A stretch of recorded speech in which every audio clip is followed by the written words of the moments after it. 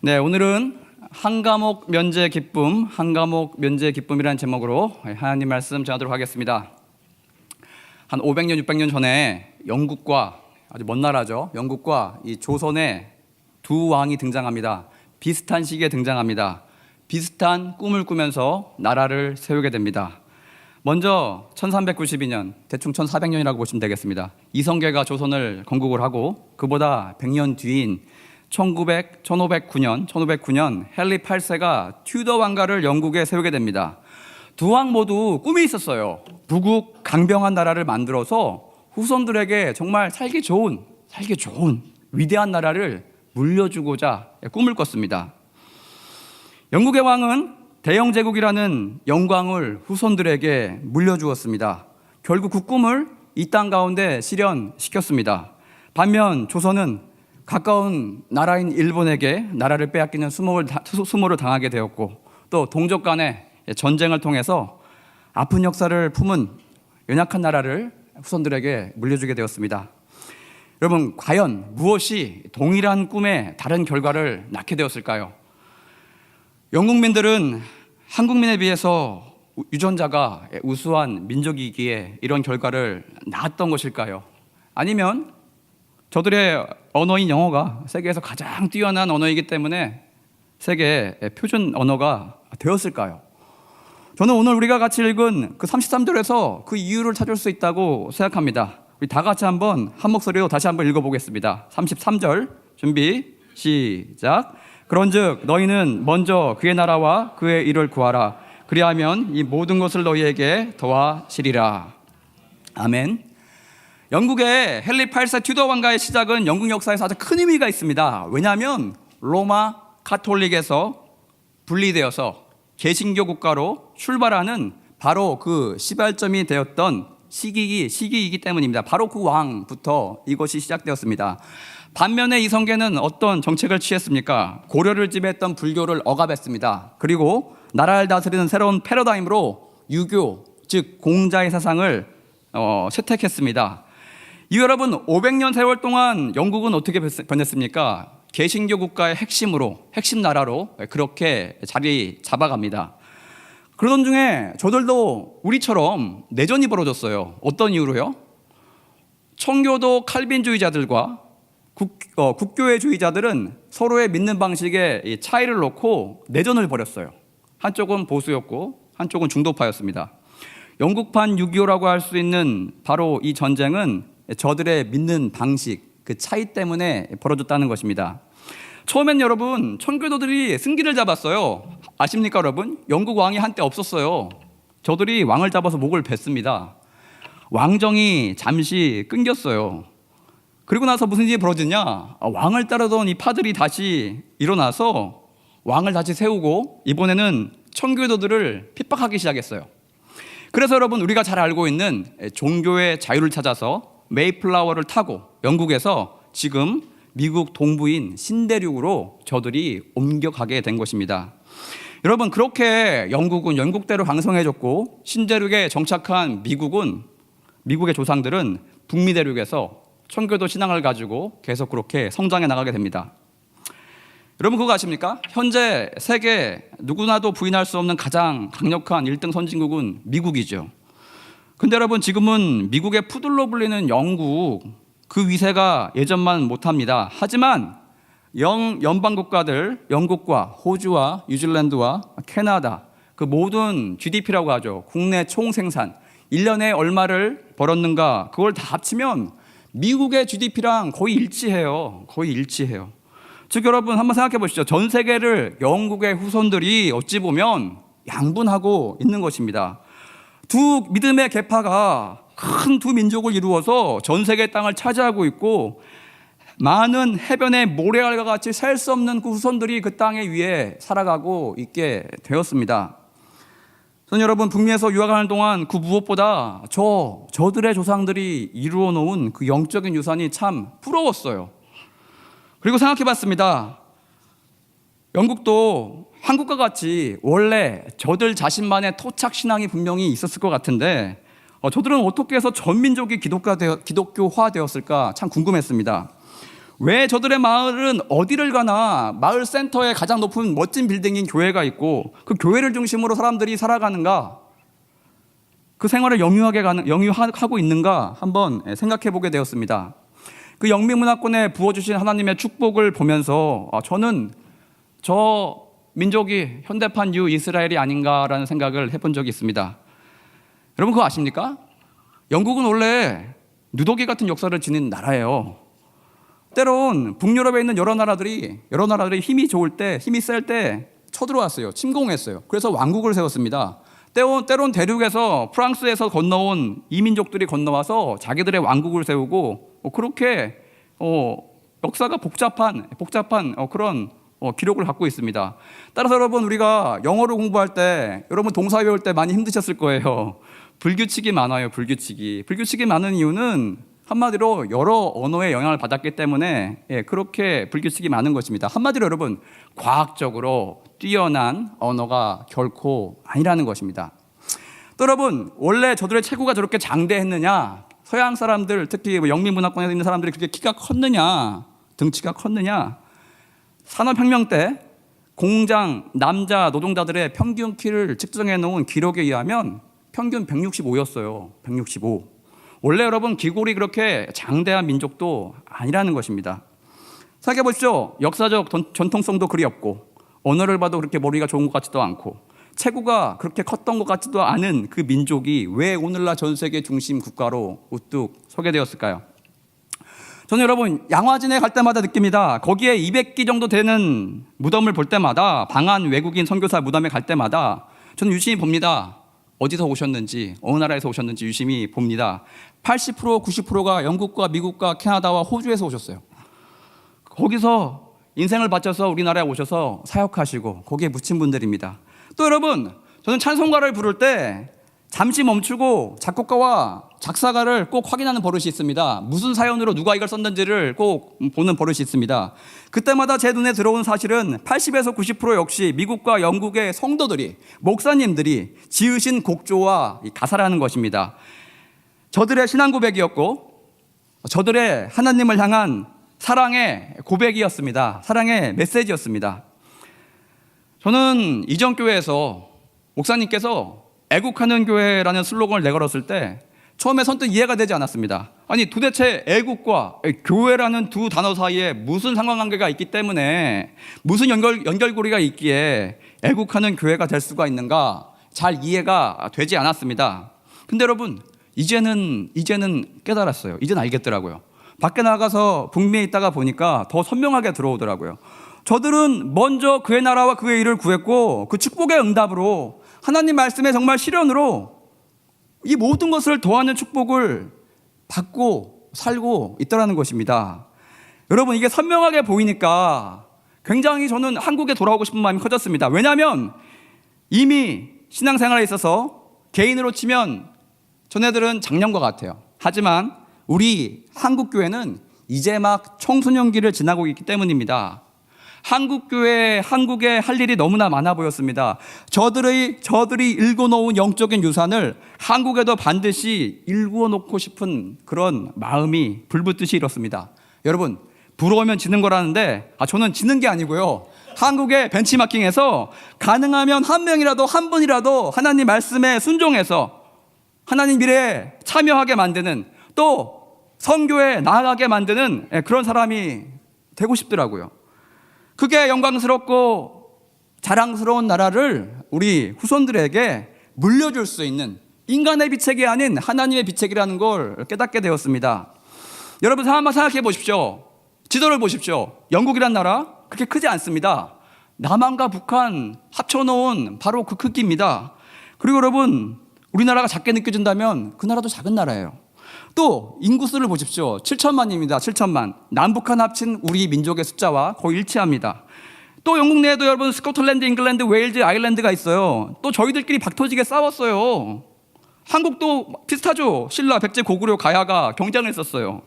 외형적으로 역사적으로 보나 여러분 그렇게 큰 차이가 나지 않는다는 것입니다.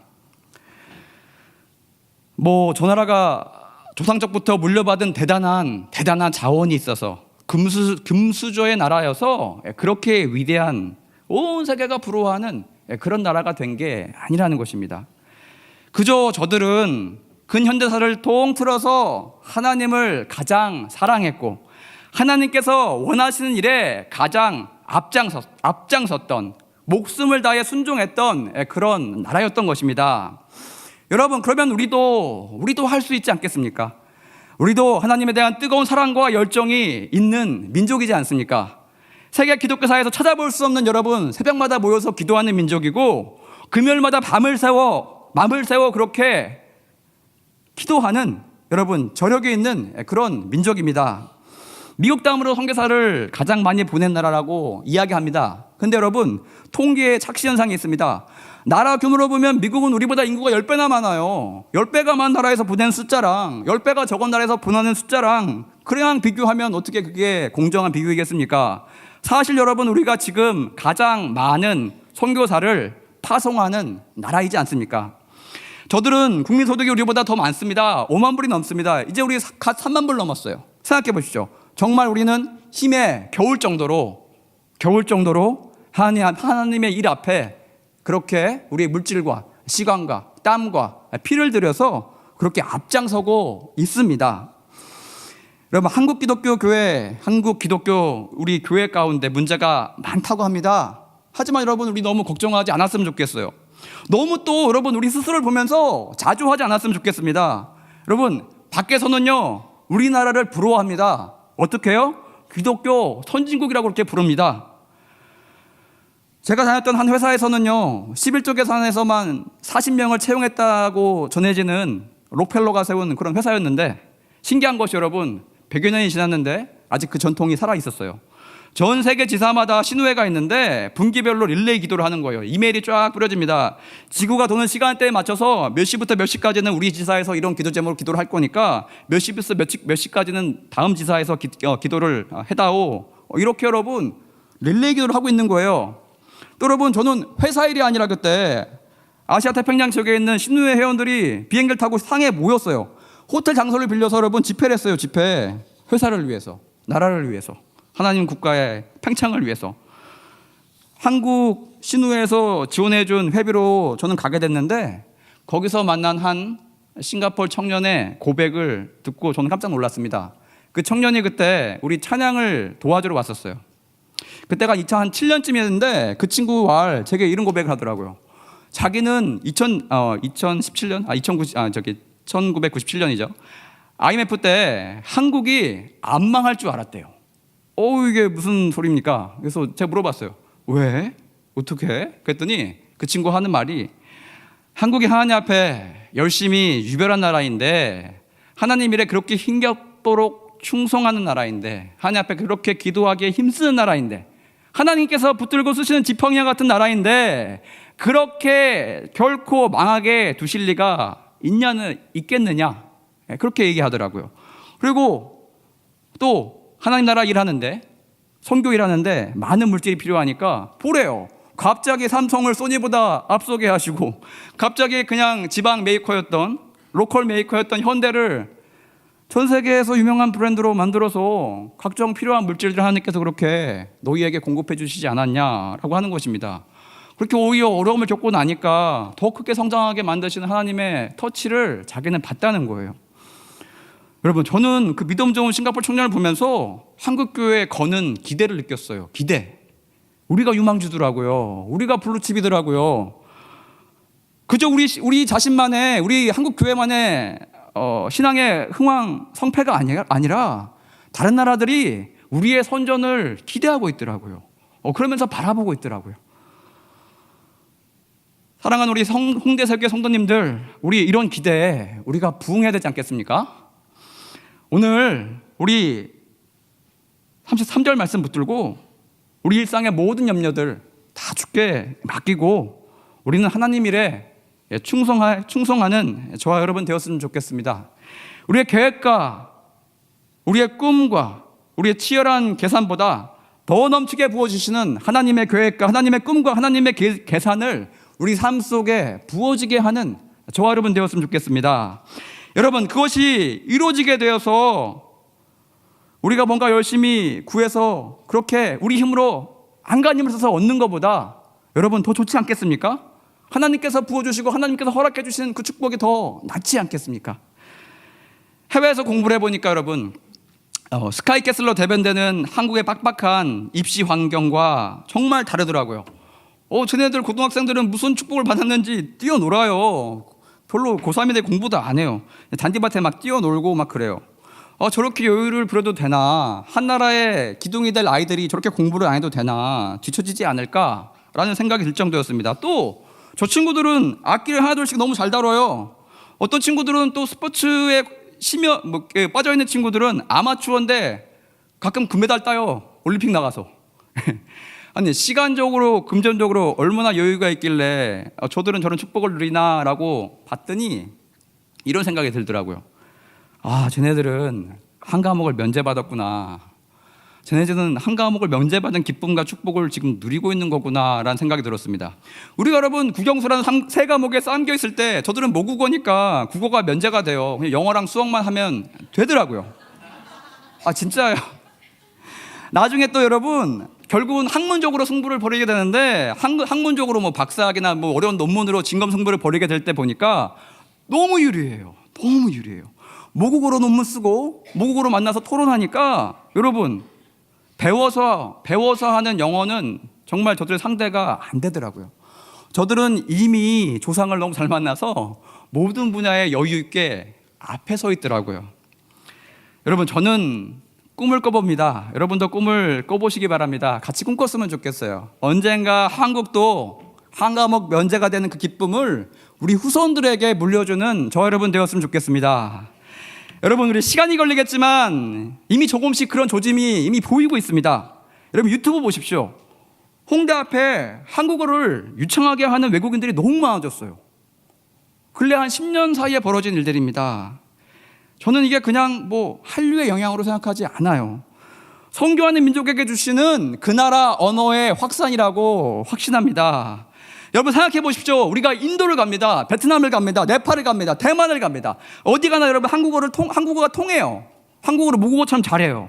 가서 우리가 한국어로 오영리를 전해도 된다면 우리 사역의 열매가 얼마나 풍성하겠습니까? 한국교회가 지금 침체기인데 무슨 새로운 희망을 이야기하냐고요?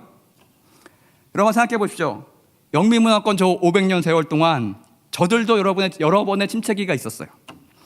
저들도 150년 또는 200년 주기로 한 번씩 큰 침체와 큰 부흥을 맛봤습니다. 여러분, 그럼 우리라고 다르겠습니까? 여러분 개인의 신앙 한번 생각해 보십시오. 여러분의 신앙이 항상 우상향합니까? 그러지 않잖아요. 한나라의 신앙도 부침이 있다는 것입니다.